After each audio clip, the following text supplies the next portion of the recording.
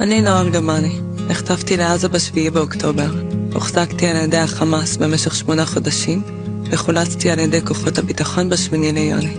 בתור ילדה יחידה להורים שלי, ובתור ילדה לאמא, אשר חולה במחלה סופנית, הדבר שהכי העסיק אותי בשבי זה הדאגה להורים שלי. זאת זכות גדולה להיות פה, אחרי 246 יום בשבי החמאס.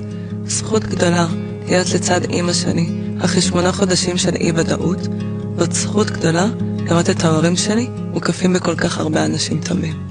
אני רוצה להודות לכוחות הביטחון ולצבא שלנו, החיילים, אנשי המילואים, הכוחות המאוחדים, ולכל מי שלקח חלק במבצע החילוץ וסיכן את חייו על מנת שאוכל לחזור הביתה. אני משתתפת בצער משפחתו של ארנון זמורה, שנפל בעת מבצע החילוץ שלי ושל 3 חטופים נוספים. לבי עם משפחתו. ארנון הוא גיבור ישראל, ובזכותו אנחנו כאן.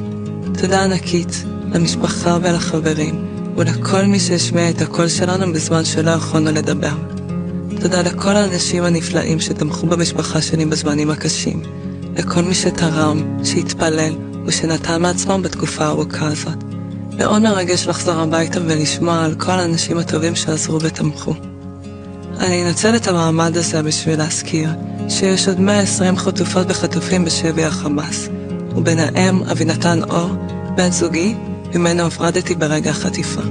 אמנם אני נמצאת בבית עכשיו, אך אי אפשר לשכוח את החטופות והחטופים שעד היום נמצאים בשבי החמאס, וצריך לעשות הכל על מנת שנוכל להחזיר אותם הביתה. אני מאחלת לכולנו ימים שקטים יותר, שנהיה מוקפים במשפחה, בחברים, באנשים טובים, ובעיקר שנדע לאהוב ולא לשנוא.